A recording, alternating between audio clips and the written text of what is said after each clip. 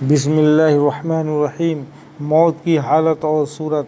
حضرت امام غزالی رحمۃ اللہ علیہ نے لکھا ہے، رسول اللہ صلی اللہ علیہ وسلم نے فرمایا ہے کہ موت کو اللہ تعالیٰ نے 1000 پردوں میں چھپا کر پیدا کیا، اور وہ زمین و آسمان سے بہت بڑی ہے، اور اس کو 70,000 زنجیروں سے باندھا گیا۔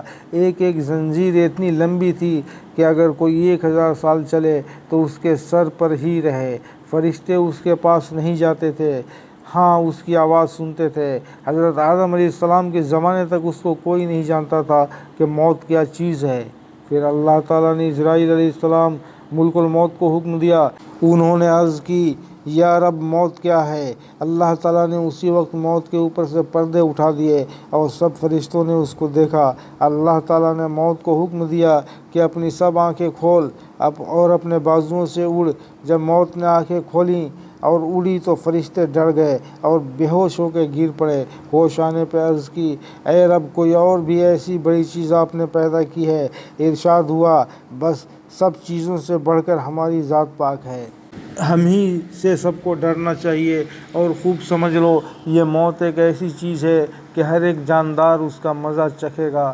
پھر اللہ تعالیٰ نے حضرت اسرائیل علیہ السلام کو حکم دیا کہ موت کو پکڑو اور اس کو اپنے قبضے میں کرو۔ عرض کی، اے رب یہ تو بہت طاقتور ہے۔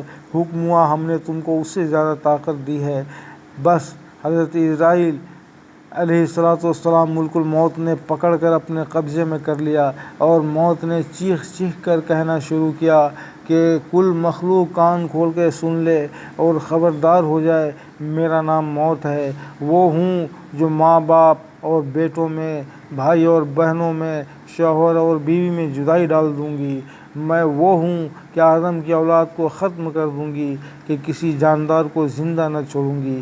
میں وہ ہوں کہ لوگوں کی بڑائی اور شیخی خاک میں ملا دوں گی، شہروں کو اور بستیوں کو اجاڑ دوں گی۔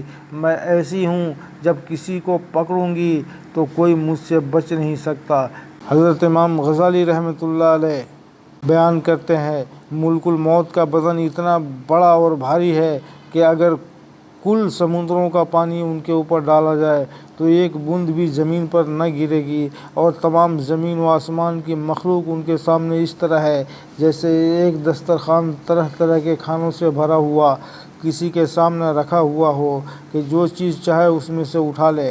اللہ تعالیٰ نے عرش کے نیچے ایک درخت پیدا کیا ہوا ہے، مخلوق میں جتنے جاندار ہیں اتنے ہی اس میں پتے ہیں۔ جب کسی کی زندگی کے 40 دن باقی رہتے ہیں تو ایک پتا ٹوٹ کر ملک الموت کے پاس آ جاتا ہے، اور وہ وقت مقررہ پر اس کی جان نکال لیتے ہیں، اور جس دن پتا ٹوٹ کر آتا ہے وہ مرنے والا آسمان پہ مردہ مشہور ہو جاتا ہے، اگرچہ دنیا میں 40 دن زندہ رہے۔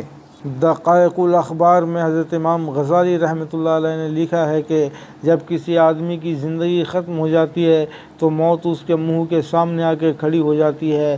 مرنے والا کہتا ہے کہ تو کون ہے اور کیا چاہتی ہے؟ وہ کہتی ہے، میں موت ہوں، تجھے لینے آئی ہوں۔ اب تجھے دنیا سے نکالوں گی اور تیری اولاد کو تجھ سے جدا کروں گی، اور تیری عورت کو بیوہ کروں گی، اور تیرا مال غیروں کو دلواؤں گی جس کو تو نے جمع کیا ہے اور خدا کے راہ میں نہ دیا۔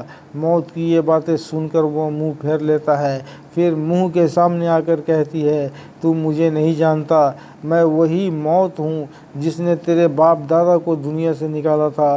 بتا تو نے دنیا کو کیسا پایا؟ وہ کہتا ہے، دنیا بڑی دغا باز ہے۔ پھر دنیا ایک صورت میں بن کر آتی ہے اور کہتی ہے کہ اے بے شرم، تو نے میرے اندر رہ کے خدا کی نافرمانی کی، حلال اور حرام میں فرق نہ کیا، اور تو یہ سمجھتا تھا کہ میں ہمیشہ دنیا میں رہوں گا۔ میں تجھ سے تیرے بدکاموں کی وجہ سے ناراض ہوں۔ بدکام تو نے کیے اور دغا باز مجھ کو بتلاتا ہے۔ پھر مال آ کر کہتا ہے، تو نے مجھ کو برے طریقے سے کمایا، اور اب میں دوسروں کے قبضے میں چلا جاؤں گا، اور تو دنیا سے ہاتھ خالی چلا ہے۔ پھر ملک الموت اس کی جان نکالتے ہیں۔